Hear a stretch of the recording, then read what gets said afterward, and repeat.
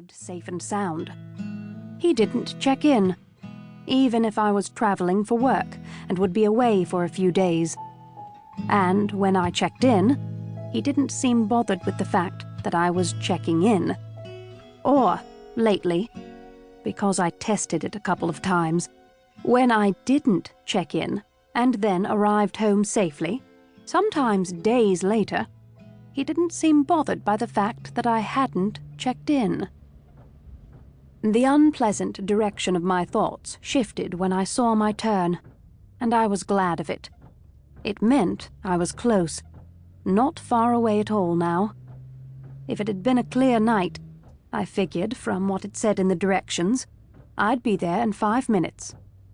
I carefully turned right and concentrated on the ever-decreasing visibility of the landscape, making a left turn, then another right, before heading straight up an incline that I feared my car wouldn't make. But I saw it, shining like a beacon all lit up for me to see. The A-frame, just like it looked on the internet, except without the pine trees all around it, the mountain backdrop, and the bright shining sun. Of course, they were probably there, except the sun, seeing as it was night. I just couldn't see them. It was perfect. Come on, baby. Come on, you can make it. I cooed to the car, relief sweeping through me at the idea of my journey being at an end. I leaned forward, as if that would build the car's momentum to get up the incline. Fortune belatedly shined on me, and the car, and we made it to the post box with the partially snow-covered letters that said, Maxwell, signifying the beginning of the drive that ran along the front of the house. I turned right again and drove carefully toward the Jeep Cherokee that was parked in front of the house.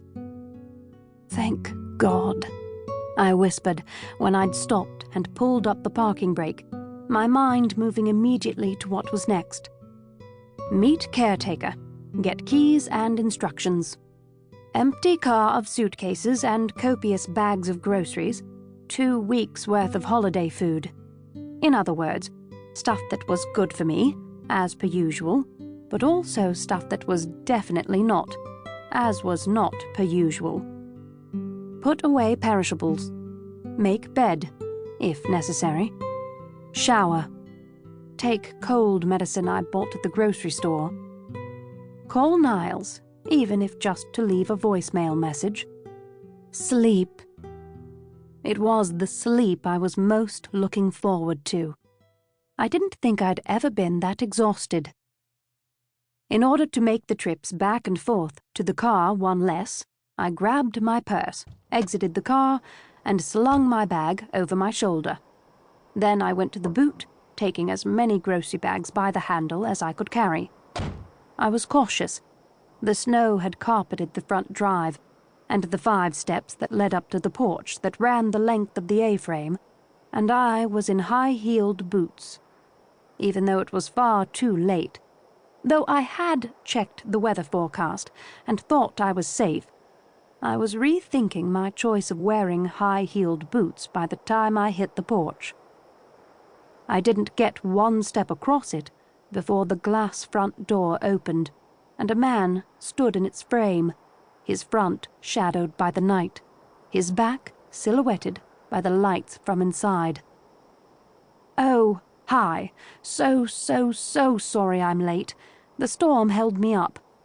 I hastily explained my easily explainable rudeness, for anyone could see it was snowing, which would make any smart driver be careful, as I walked across the porch.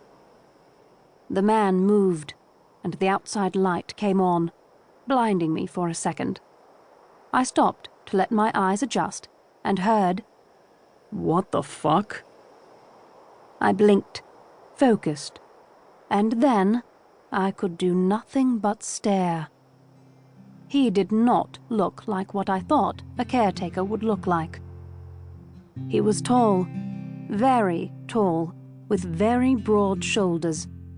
His hair was dark, nearly black, wavy, and there was a lot of it sweeping back from his face like a stylist had just finished coiffing it to perfection.